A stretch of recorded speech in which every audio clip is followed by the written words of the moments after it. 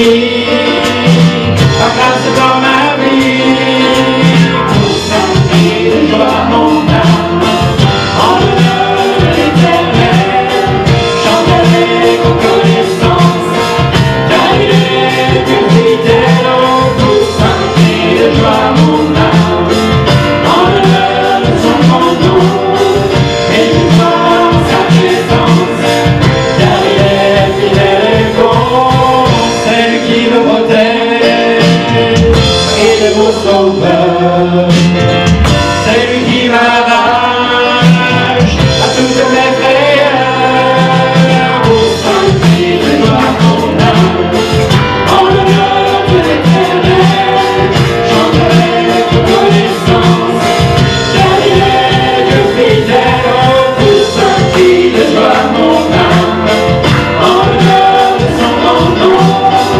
et de voir sa présence, car il est fidèle et bon, pour sentir de joie mon âme, en l'honneur de l'Éternel, chanterai reconnaissance, car il est Dieu fidèle, pour sentir de joie mon âme, en l'honneur de son grand nom, et je vois sa présence, car il est fidèle et bon.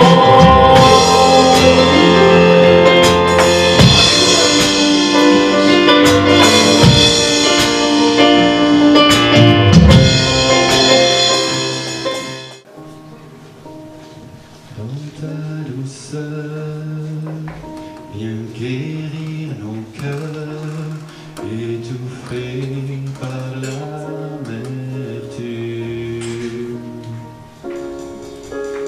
Dans ta bonté, viens réveiller l'amour éteint par l'habitude.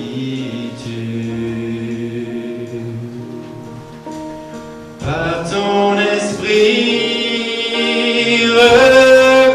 reconstruit un peuple debout pour la vie, que nous soyons ensemble ainsi, pour que ton règne s'établisse, que tout soit un comme tu es un, pour que le monde voie le chemin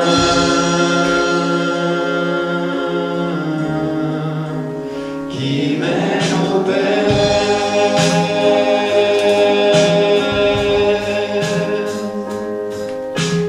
Dans nos pensées, bien déposer la passion de la vérité,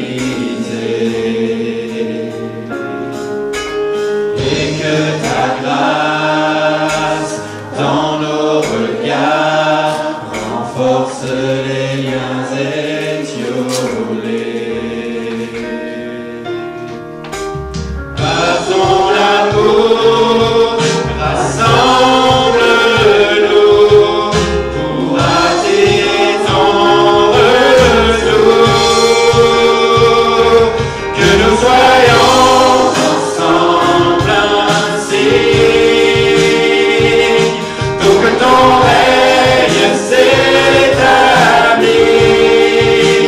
que tout soit un comme tu es un, pour que le monde voie le chemin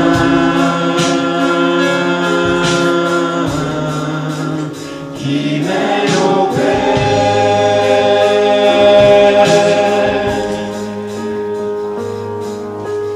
De ton esprit, viens nous couvrir, en chacun se révéler.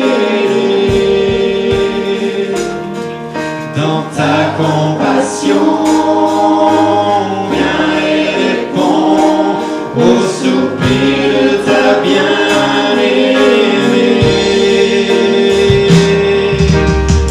Écoute-nous, nous dans ta gloire au milieu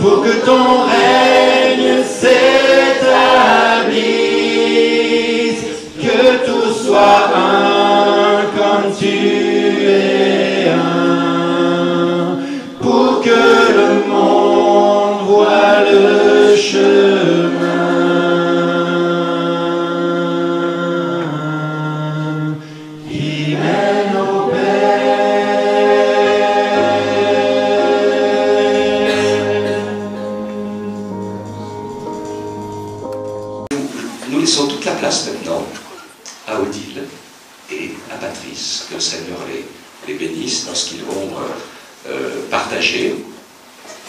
Et puis, vous laissez aussi de la part du Seigneur.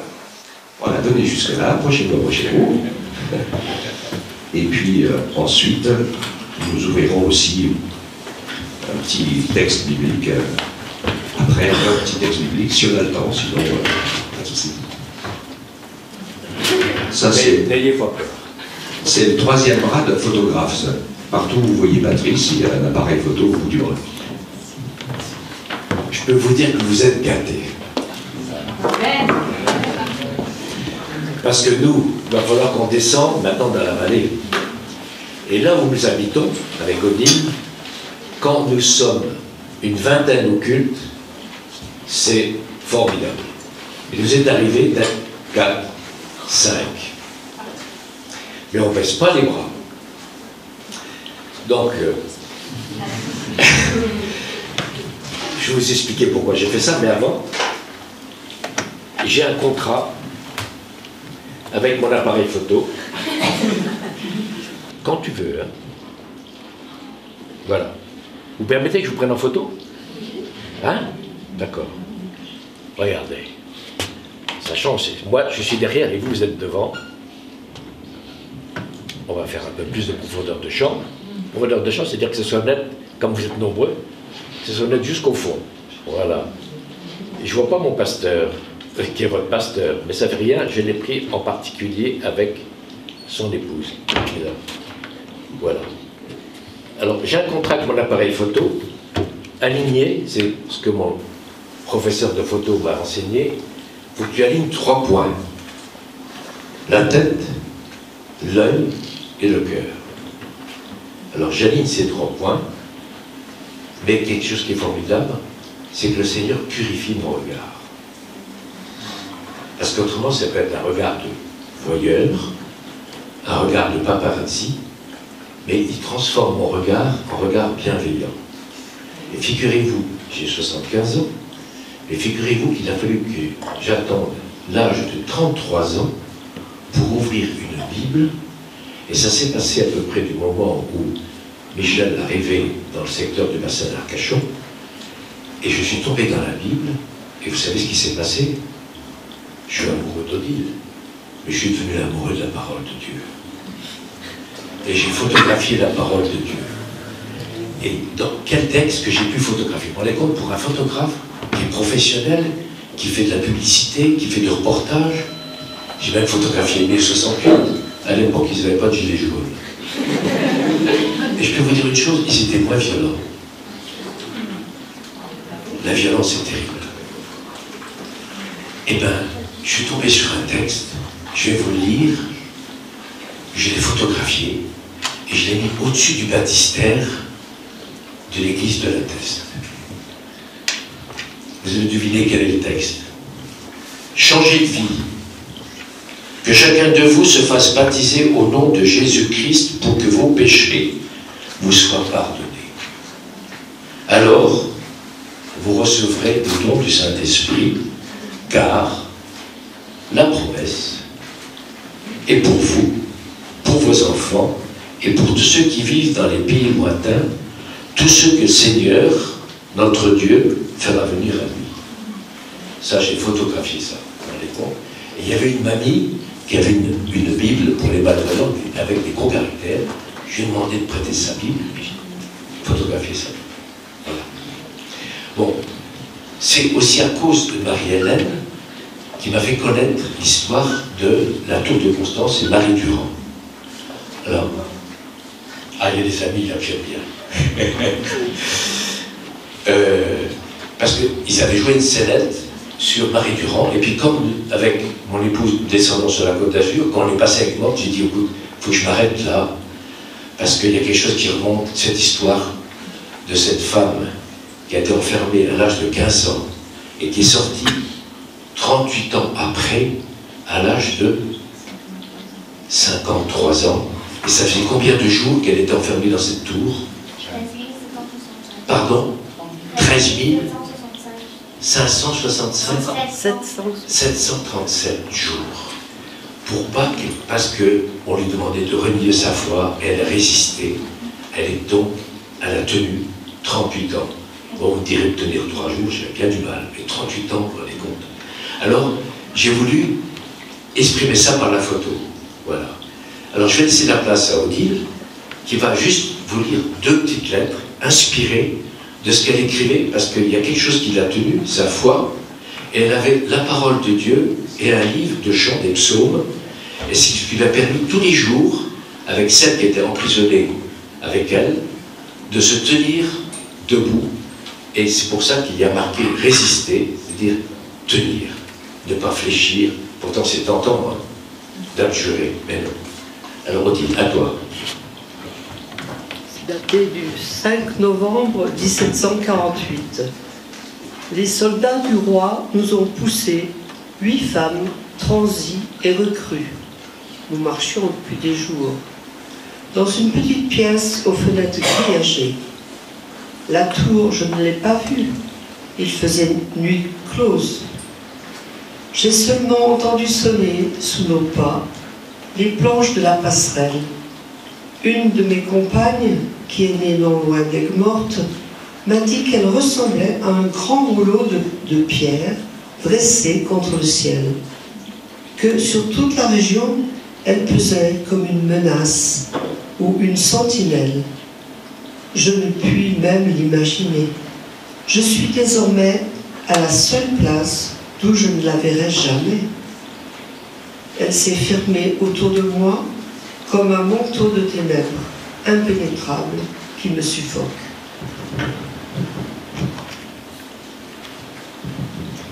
Le 14 mai 1749.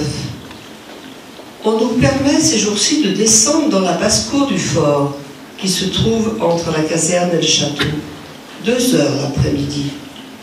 Certaines de nos compagnes, trop malades, n'ont pu profiter de cette charité. D'autres se sont trouvées mal sitôt à l'air libre. N'étant plus accoutumées au soleil ni au vent, et ont demandé à remonter dans leur géole. Marie, qui est aveugle, haussait vers le ciel son visage ridé et creusé par les privations, en riant comme une enfant. Guidée par Anne, elle s'est assise sur l'unique banc de pierre. Nous lui avons apporté de la terre du jardinier. Elle a laissé couler cette terre entre ses doigts. Des fleurs qu'elle a respirées avec délice, une feuille de platane, une plume de mouette. Ravie, elle penchait la tête de côté comme un oiseau, attentive à chaque son, à chaque souffle. Je la patte.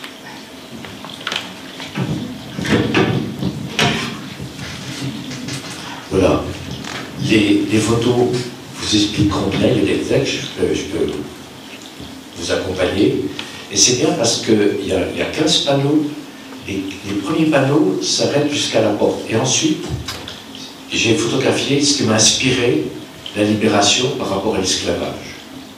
Voilà. Donc ça, vous le verrez, on le verra tout à l'heure. Et puis juste une chose, je vais faire une annonce pour l'année prochaine, parce que votre pasteur m'a invité. Et là, je vous ferai l'exposition sur ce que j'ai vu, le reportage que je vais faire d'Israël sur les pas de Jésus. J'ai pu illustrer des paysages d'Israël avec des versets. Et c'est merveilleux parce que j'aime tellement la parole de Dieu que quand je vois certains paysages, j'inclus dans le paysage des versets. Et je vais vous faire juste la bande-annonce, tu permets, de ce que vous allez voir l'année prochaine. Soyez patients. Elles ont attendu 38 ans. Vous pouvez attendre une année. Je vais vous montrer donc la bande-annonce de ces fameuses photos. Et souvent, les gens, vous allez voir mon problème quand je fais une photo. Tu peux sortir de la première photo, chérie? Qu'est-ce qui me sépare?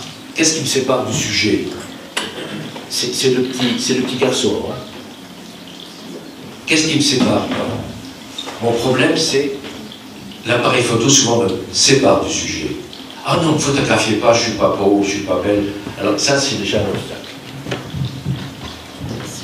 Alors, regardez, quand je peux aligner la tête, l'œil et le cœur, un petit garçon, avec sa brebis. Il me regarde, il est confiant, il faut que je me mette à son niveau, et puis tout de suite, ça vous rappelle quoi? Qu'est dit Jésus? Je laisse 99 brebis pour aller chercher la brebis perdue. C'est une notion de l'individu personnel qui est formidable. Dieu est en nous. Ça, c'est la première photo. Deuxième photo, je passe de Jéricho, je remonte jusque dans le lac de Galilée, lac de Tibériade, et je vois des bédouins. Et les hommes n'étaient pas là, il y avait que des femmes. Celle qui a la Samaritaine, hein. Voilà. Et je vois des femmes, alors je m'approche tranquillement. Voilà une jeune femme, bédouine, qui me voit. Je suis un homme, je suis blanc, j'ai un appareil photo, et je ne parle pas sa langue. Le réflexe qu'elle a eu, elle ouvre son voile et crache par terre. Le contact, la tête, l'œil et le cœur, il n'est pas possible. Mais j'ai mis un texte qui est formidable, quand même. C'est, je sais qu'un jour, le Christ va venir, il nous dévoilera tout, il nous enseignera tout. Donc, j'ai béni cette personne, malgré tout, malgré ce rejet. Mais vous allez voir le cadeau que j'ai eu. C'est la dernière photo.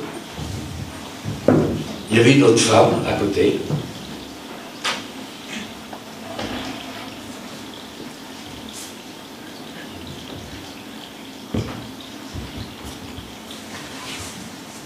Je me suis approché tranquillement, je me suis mis à son niveau et je lui ai montré mon cœur, l'appareil photo, est-ce que je peux faire ça? Elle m'a fait un sourire et regardez, ça parle tout seul. Et le plus beau cadeau, le plus bel objet que j'ai pu ramener d'Israël, elle m'a donné sa cruche. Alors vous la verrez, cette cruche, l'année prochaine. Voilà le beau cadeau. C'est un beau cadeau. Et comme je suis au conseil municipal de ma ville, le maire m'a dit, oh, elle est bien cette photo.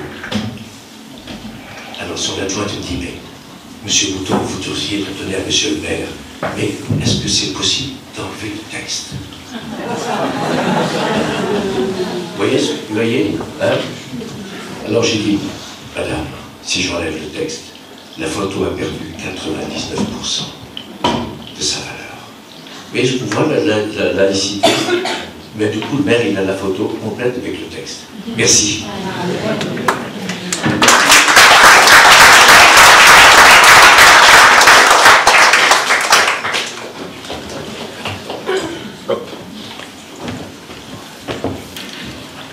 Il y a une multitude extraordinaire différente de servir le Seigneur. Alléluia. La parole de Dieu nous parle de la manière infiniment variée de Dieu de manifester les œuvres de son esprit pour toucher les cœurs. Et ça, c'est vraiment, vraiment important. Alors, j'ai été très, très, très ému, je le suis encore, quand tu as sorti la première photo. Parce que ce matin, je vais vous parler de la voix du bon berger. Alléluia.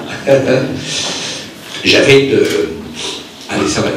Parce que mon coup, j'avais une pensée très forte sur mon cœur hier de la part du Seigneur pour pouvoir partager.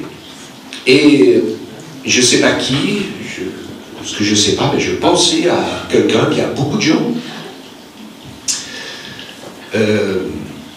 dans nos vies, dans la vie de beaucoup de gens. C'est une grosse interrogation sur les choses de Dieu. Et j'étais en train de réaliser, le Seigneur me montrait quelque chose et je comprenais, et c'est certainement pour quelqu'un ce matin, donc je vais le dire comme je l'ai reçu. Il dit, tu as deux attitudes envers Dieu. Tu lui parles quand tu es dans le besoin, et tu ne lui parles plus quand tu n'es pas content de sa réponse ou de sa non-réponse. Tu boudes ou tu fais la tête. Même ça peut aller très loin. Certains sont arrivés à dire « Ah non, j'avais la foi, mais je ne l'ai plus parce que j'ai fait des prières et puis Dieu ne m'a pas répondu. » Alors le Seigneur te dit ce matin, il te manque juste une seule chose. arrête de demander, arrête de te vexer et apprends à l'écouter. L'Écriture nous dit que Dieu nous parle d'une multitude de manières et qu'on n'y fait pas attention. Et je peux vous dire que c'est vrai. Ça fait depuis 1976 que je connais le Seigneur.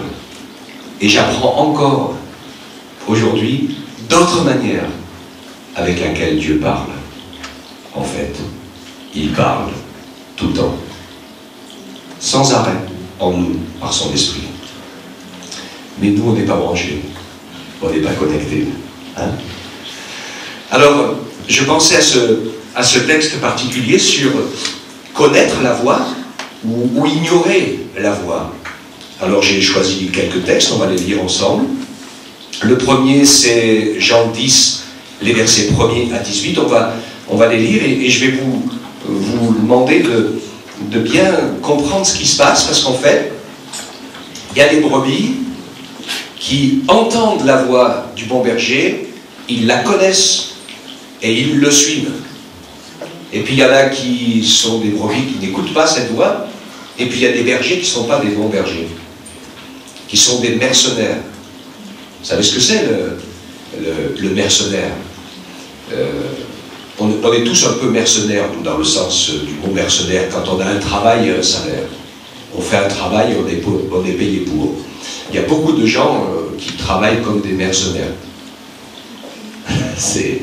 Le boulot ne leur plaît pas, ce qu'ils font ne les intéresse pas, mais ils le font parce qu'il y a la paye au bout et qu'on a besoin d'une paye au bout.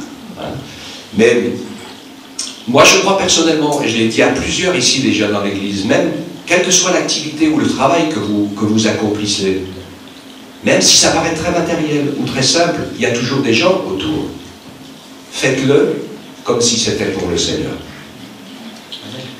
Parce que vous n'aurez aucun reproche à vous faire, vous le ferez en toute bonne conscience pour plaire à Dieu, et le jour où vous avez quelque chose à demander, vous serez écouté. Parce qu'on connaîtra votre sérieux et le cœur avec lequel vous faites les choses. Alors, nous partageons ensemble la lecture de ce texte de Jésus qui se présente, et il est ce bon berger. Et puis, ces brebis entendent sa voix, elles le connaissent. Nous lisons ensemble. En vérité, je vous le dis, celui qui n'entre pas par la porte dans la bergerie, mais qui monte par un autre côté, celui-là est un voleur et un brigand. Mais celui qui entre par la porte est le berger des brebis. Le portier lui ouvre, les brebis entendent sa voix. Il appelle par leur nom les brebis qui lui appartiennent et les mène dehors. Lorsqu'il a fait sortir toutes celles qui lui appartiennent, il marche devant elles et les brebis le suivent parce qu'elles connaissent sa voix. Elles ne suivront pas un étranger, mais elles fuiront loin de lui parce qu'elles ne connaissent pas la voix des étrangers. Jésus leur dit cette parabole, mais ils ne comprirent pas ce qu'il leur disait. Donc ils n'avaient pas encore choisi Jésus comme leur berger. Jésus leur dit encore, en vérité, je vous le dis, je suis la porte des brebis. Tous ceux qui sont venus avant moi sont des voleurs et des brigands et des brebis. Mais les brebis ne les ont pas écoutés. Je suis la porte. Si quelqu'un entre par moi, il sera sauvé. Il entrera, il sortira et il trouvera des pâturages. Le voleur ne vient que pour dérober, égorger et détruire. Moi, je suis venu afin que les brebis aient la vie et qu'elle l'ait en abondance. Je suis le bon berger et le bon berger donne sa vie pour ses brebis. Je vais juste faire une petite parenthèse. Vous le savez, dans toutes les croyances du monde, il n'y a qu'un seul berger qui s'est sacrifié pour sauver tous les siens. Tous les autres, ils ont sacrifié tous les autres pour sauver leur cause. Et encore aujourd'hui, c'est pareil. Voilà, le mercenaire, il n'est pas le berger, à qui n'appartiennent pas les brebis. Quand il voit venir le loup, il abandonne, il prend la fuite. Le mercenaire s'enfuit parce qu'il est mercenaire, qu'il ne se met pas en peine des brebis. Jésus dit, je suis le bon berger, je connais mes brebis, et elles me connaissent, comme le Père me connaît, et comme je connais le Père, et je donne ma vie pour mes brebis. j'ai encore d'autres brebis qui ne sont pas de cette bergerie.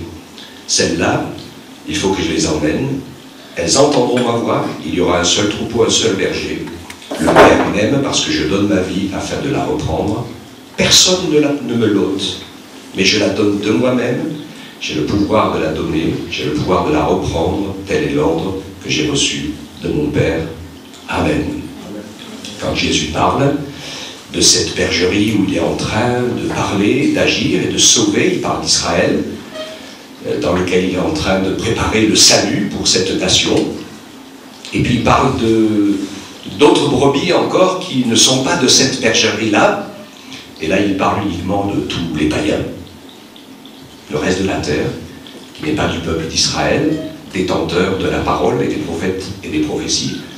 Et donc, Jésus, nous le savons après, hein, pour ceux qui ont étudié la parole, dans le livre des Actes, va montrer comment il ouvre le salut, le pardon, la nouvelle naissance, la vraie foi, à tous les hommes et les femmes de la terre qui viennent à lui. Donc, je reprends ce que j'ai dit en introduction. La plupart du temps, l'être humain tourne en rond. Je reprends ce que j'ai dit à quelqu'un, mais peut-être un peu à chacun d'entre nous. On parle à Dieu quand on a besoin, on ne lui parle plus, on le boude, on est fâché quand il ne répond pas, Mais il y a une chose que tu ne fais pas, c'est d'apprendre à écouter sa voix pour pouvoir la reconnaître, de l'entendre. Et la première manière avec laquelle Dieu nous parle, c'est au travers de sa parole. Après, quand on étudie la parole ensemble, on le comprend très très bien. Dieu nous a laissé sa parole, c'est sa lettre d'amour. Et il peut de temps en temps aussi, il a besoin de nous dire des choses en plus, mais tout s'appuie sur sa parole. C'est là qu'il a tout expliqué et que toutes les bases sont posées. C'est là qu'on apprend à connaître qui est Dieu, sa nature, son caractère, ce qu'il attend de nous. Des fois, certains sont déçus dans la prière parce qu'ils demandent des choses à Dieu, mais Dieu ne vous les donnera jamais, ces choses-là. Parce que lui qui est un papa, il sait que ça vous fera plus de mal que de bien. Qui de vous, parents, va sans arrêt donner à son enfant qui lui réclame du coca, des bonbons, des chips? Pas moi. Pas toi. Ah non, Des sucreries, des gâteaux et tout ça, c'est ce qu'ils aiment, il y en a certains. Hein? On sait que si on fait ça, on va le rendre malade. Hein? C'est pas de l'amour. Okay? Et on va lui donner ce qu'il faut.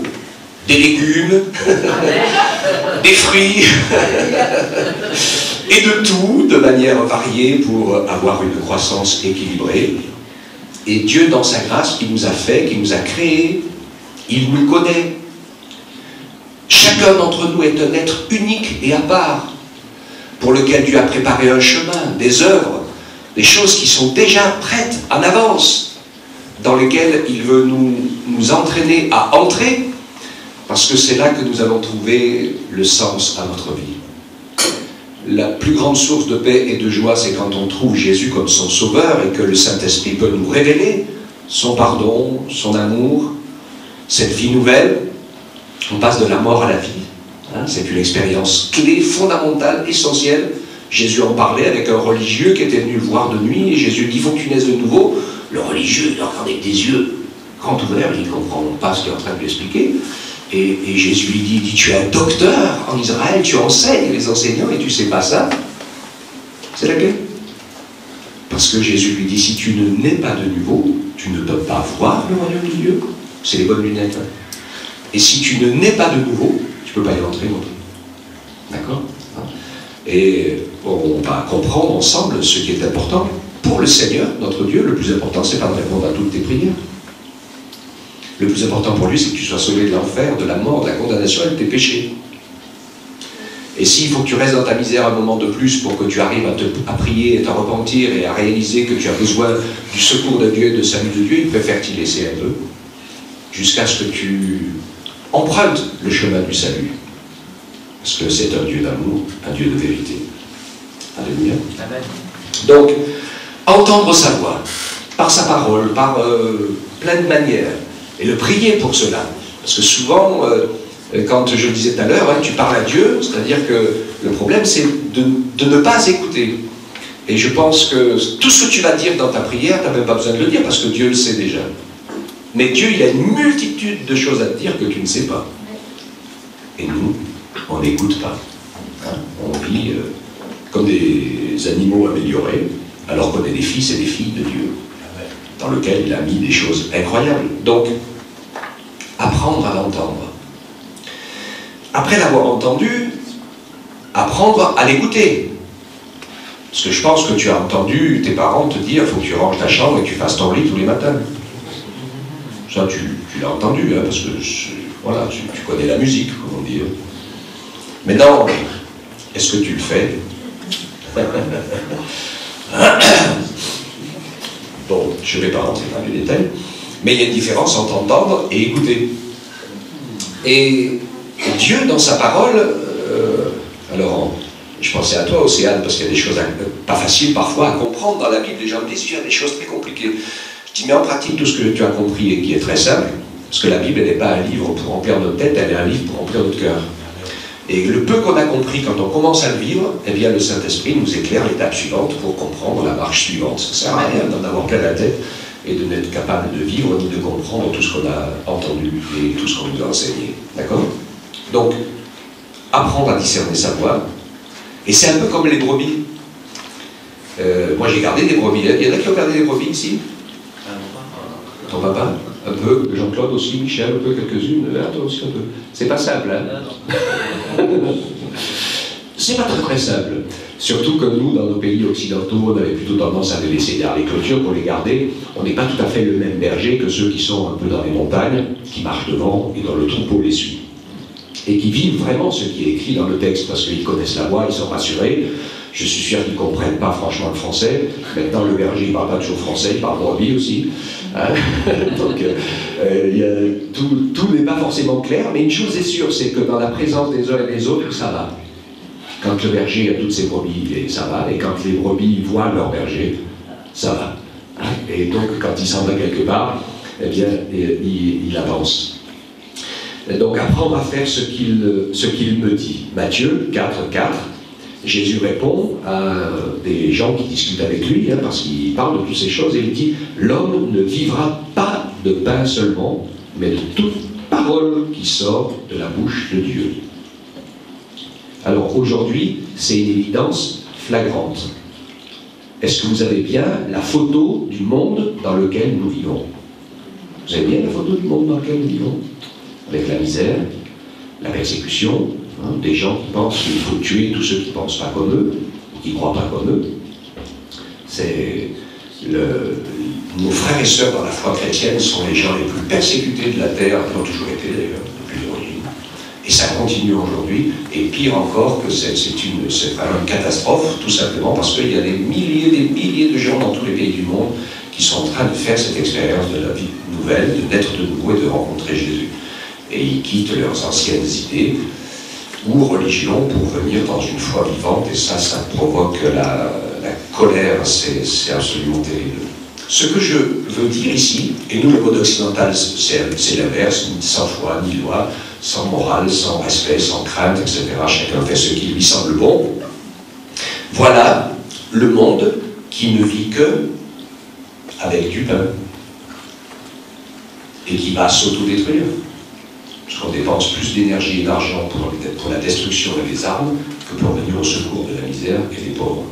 On détruit des milliers de tonnes de nourriture juste pour pas que les cours baissent, alors qu'il donnerait aux gens qui meurent de faim, les cours ne baisseraient pas non plus, je veux dire. À partir du moment où c'est pas rendu que c'est donné, les cours s'effondrent pas.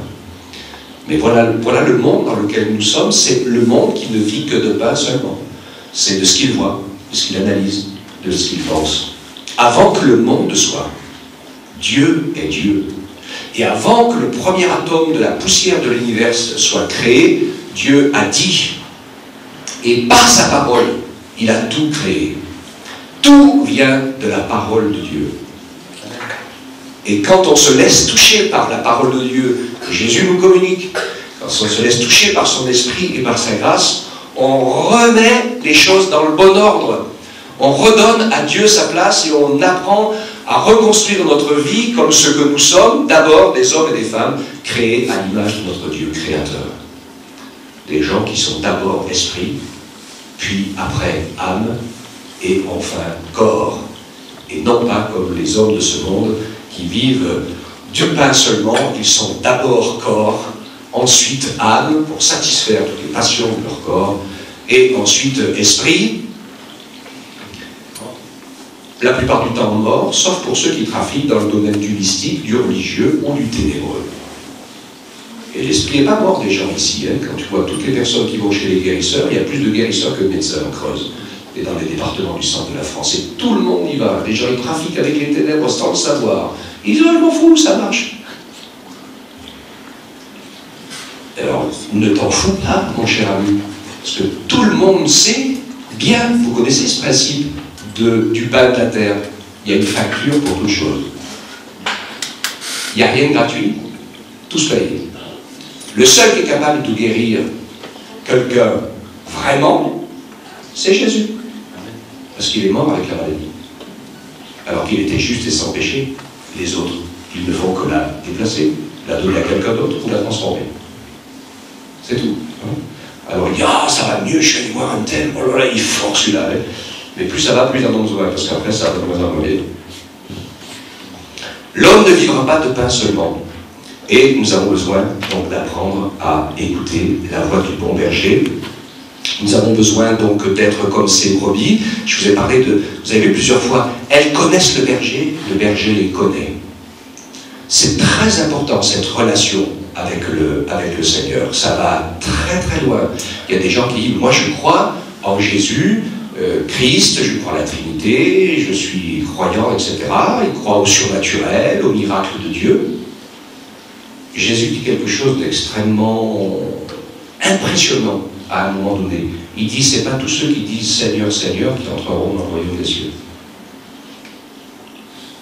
Et il dit, quand je reviendrai à la fin pour le jugement, il y a des gens qui diront, mais Seigneur, j'ai marché avec toi dans les rues, nous avons chassé des démons en ton nom, nous avons fait des miracles en ton nom. Et Jésus va leur répondre, je ne vous connais pas. Retirez-vous de moi. Vous êtes des gens d'iniquité. Alors nous, iniquité, ça nous fait penser à toutes sortes de méchants péchés. C'est pas du tout ça que veut dire le mot iniquité. Des fois, on n'en connaît pas le vrai sens de Dieu. Le mot iniquité, c'est vivre sans se soumettre à la loi de Dieu. C'est absence de loi, rebelle. C'est-à-dire, je n'en fais qu'à la tête.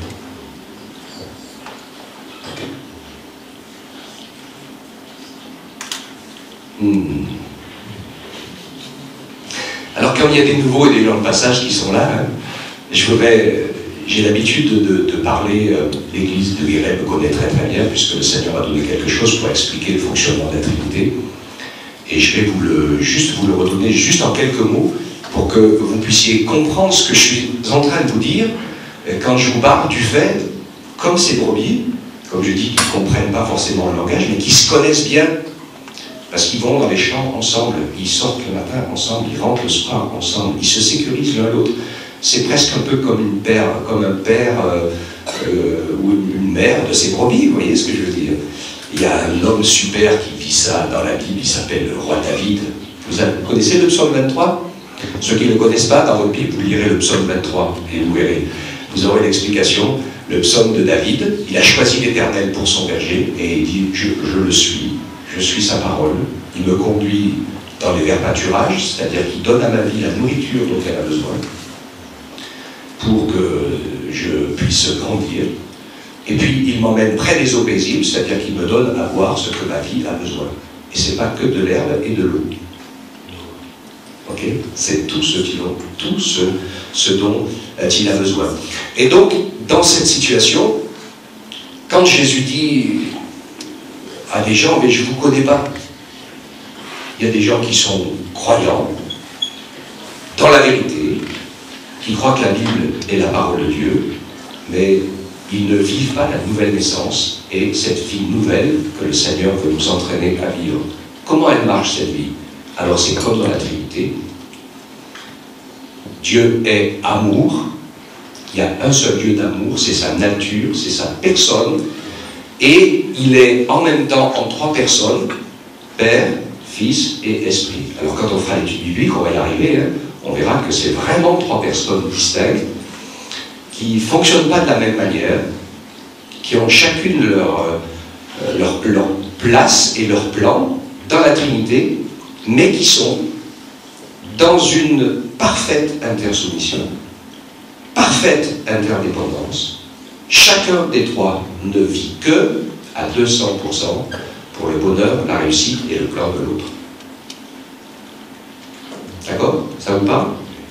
Donc c'est une telle fusion qu'ils sont inséparables. Et c'est pour ça qu'on dit sans problème, il y a un seul Dieu d'amour. Dieu est amour, et cet amour circule de manière parfaite entre le Père, le Fils et l'Esprit. La sainteté circule de manière parfaite entre le Père, le Fils et l'Esprit. Et la volonté de l'amour de Dieu s'accomplit entre le Père qui la pense et qui l'exprime, le Fils qui la dit et qui l'écrit, et le Saint-Esprit qui la réalise comme une maman qui donne la vie à tout ce qui vit. Et en Dieu, il y a aussi bien l'homme que la femme, le Père, la mère. Il est la nature dans laquelle il y a tout. On sort de lui, donc on est à son image, mais il est parfaitement et complètement un.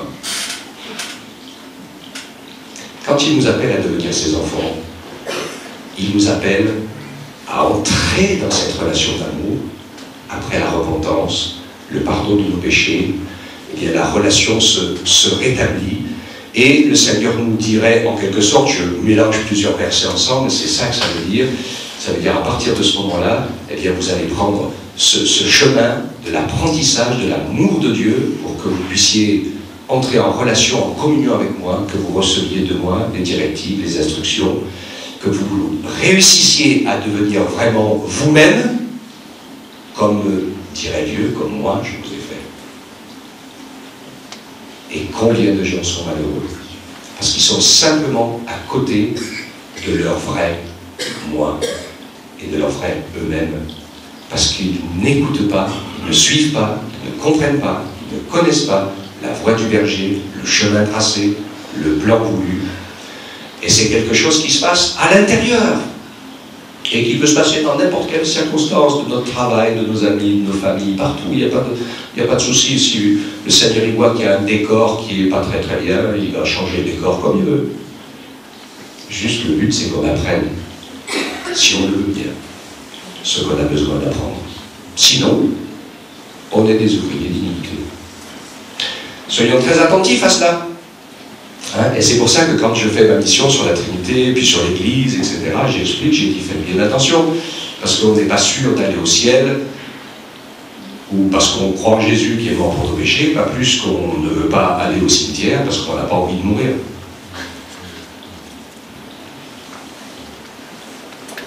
Il n'y a qu'une seule chose qui peut nous ouvrir la porte du ciel, c'est d'être connu de Jésus parce qu'on est entré dans son amour. Il n'est pas fou, hein? Il ne va pas faire entrer des rebelles, des révoltés, des insoumis, des gens qui ont rien compris à son plan et qui vont foutre la panique dans son ciel saint et parfait. Okay? Donc il y a une parfaite conviction de notre état de pécheur qui fait qu'on sait qu'on ne peut rien sans lui. Donc il n'y a plus de prise de pouvoir, ça ne nous intéresse plus. Un amour incroyable parce que c'est lui qui nous a sauvés, pardonnés, régénérés. Nous, on ne méritait que l'enfer, mais c'est Jésus qui a payé à la place. Lui, il était sans péché. Il a versé son sang pour effacer mes péchés à moi dans mon sang, pour que je puisse être adopté et redevenir son fils. Il n'y a que Dieu qui peut payer et effacer les péchés. Et c'est pour ça que Jésus a fait ce qu'il a fait. Okay? Et depuis que Jésus est mort sur la croix, et que celui qui se repent et accepte le pardon de ses péchés, eh bien le Saint-Esprit peut venir dans sa vie, révéler l'amour de Dieu, révéler l'amour du Père, faire de nous ses adorateurs, nous permettre de vivre une vraie vie. Pourquoi croyez-vous que les gens préfèrent rester en prison? Vous avez un livre là-bas, une jeune femme qui a passé 30 mois dans un conteneur au soleil pour essayer de lui faire renier sa foi. Ça s'appelle le chant du rossignol. Elle dit, mais je préfère mourir, je sais que je suis avec Jésus tout de suite, que de le renier. Il est le seul qui m'a donné la vie, le pardon et le salut. Et l'apôtre Paul lui-même, dans le texte de la Bible, à un moment donné, plusieurs fois il a failli mourir. Il a dit, de toute façon, il n'y a pas de souci. Je sais que si je quitte cette terre, enfin, je serai à la maison. C'est ce que j'ai dit un jour à un anesthésiste le jour d'opération. Il a dit qu'il allait m'envoyer au paradis avec une sœur religieuse de je ne sais pas quoi. Là. Je lui ai dit, ne vous inquiétez pas, je n'ai pas de souci pour moi. Si je ne me réveille pas, je rentre à la maison. Et je ne suis pas sûr qu'il a tout compris. À mon avis. Hein? Et donc, le Seigneur veut nous entraîner ainsi à pouvoir vivre Retenez bien ce verset de Jean 10, 14 et 16, où Jésus dit « Je connais les brebis, elles me connaissent, comme le Père me connaît, et comme je connais le Père. Je donne ma vie pour mes brebis. » Alors Jésus te dit « Donne aussi ta vie pour moi. » C'est ça la clé. Oublie-toi et donne ta vie à Jésus. Il va te conduire, il va t'inspirer. Tu crois que le monde va te crucifier ou te faire mourir, oui ou non? Mais on sait que si c'est la vie de Jésus qui a autorité dans notre cœur, alors nous sommes vivants.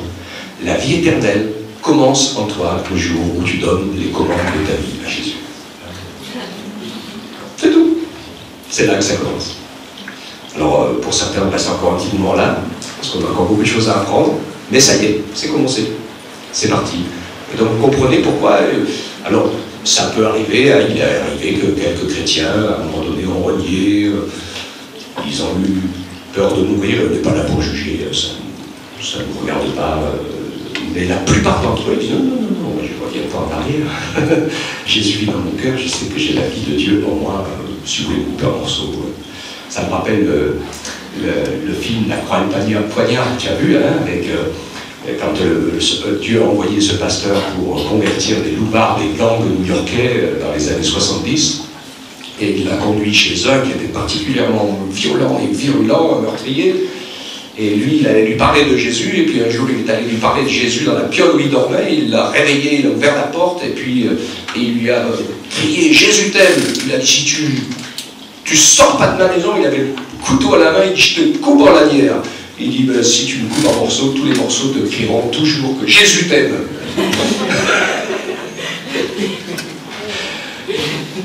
Bon, il a donné son cœur au Seigneur. Alléluia. Alors après, dans l'amphithéâtre, quand il faisait la quête avec les gens qui étaient là, les anciens loupards, les gens qui étaient... Pour rappeler ceux qui ont vu le film, hein, le mec, il mettait la petite pièce, alors le loupard, il prend le panier, il fait... Et l'autre, il fouille dans sa poche. Ok, ça c'est un petit peu d'humour. Que le Seigneur nous fasse la grâce d'apprendre à écouter sa voix. Ne nous trompons pas de chemin. Ne soyons pas de ceux qui boudent ou de ceux qui disent à Dieu comme s'il était à nos ordres. Mais c'est lui qui est Dieu. C'est lui qui commande. C'est lui qui a créé tout l'univers. Il sait ce qu'il fait. Il sait où il va. Il sait pourquoi il t'a donné la vie. Il sait pourquoi il t'a mis là. Et la seule chose qui peut tout changer, c'est que tu te mettes à son écoute. Et que tu puisses dire dans tes prières, et c'est important de parler avec Dieu, parce que c'est ça la prière, c'est pas la facilité des prières toutes faites. Le plan de notre Père, c'est pas une prière restée toute faite, c'est un plan. On doit commencer par adorer Dieu, on doit continuer par lui demander qu'est-ce que c'est sa volonté, on doit... Chaque thème, d'accord ? C'est pas une récitation, c'est un plan et un thème. Et il y a plein de prières comme ça différentes qui vont nous accompagner, nous aider à entrer dans cette vraie relation vivante avec le Seigneur qui est comme entre nous, entre amis. Et puis après tu vas commencer à discuter avec Dieu tranquillement. Et tu verras, c'est génial. Amen. Hein? Donc soyons ses brebis, apprenons à connaître la voix du bon berger et qu'il puisse lui aussi, et c'est pour ça que j'insiste beaucoup pour qu'on prie à haute voix, qu'on parle ensemble, qu'on adore ensemble le Seigneur et qu'on le célèbre parce que c'est... Nous, on entend sa voix, puis lui, il entend la nôtre. Parce que quand on dit les choses avec notre bouche, c'est plus que notre pensée. J'y pense, puis un jour, je dis oui, Jésus, je te donne la vie. Voilà, ça n'a pas fait une voix, je dis oui, je pense que je vais peut-être bien te donner ma vie. Il y a un moment, c'est fait. Okay. Que Dieu soit béni. On le remercie ensemble. Seigneur, merci pour cette matinée. Merci pour ta parole. Merci de nous avoir permis de passer ce temps à te louer, à t'adorer ensemble, à te célébrer. Et merci de nous permettre, Seigneur, d'apprendre chaque jour qui passe à écouter ta voix, à ne pas nous appuyer sur nos acquis passés, mais de pouvoir, Seigneur, habituer notre oreille à la manière dont tu veux nous parler, nous instruire, nous conduire, nous entraîner aussi dans les choses que tu as préparées pour chacun d'entre nous, afin que nos vies t'honorent et te servent. Merci pour ta présence, merci pour ta grâce, et merci de nous aider à grandir, Seigneur, pour devenir des brebis fidèles et attachés dans ton troupeau qui t'aime, qui te servent. Que ton nom soit béni, Père éternel. Nous te célébrons ensemble au nom de Jésus-Christ, notre Sauveur. Amen.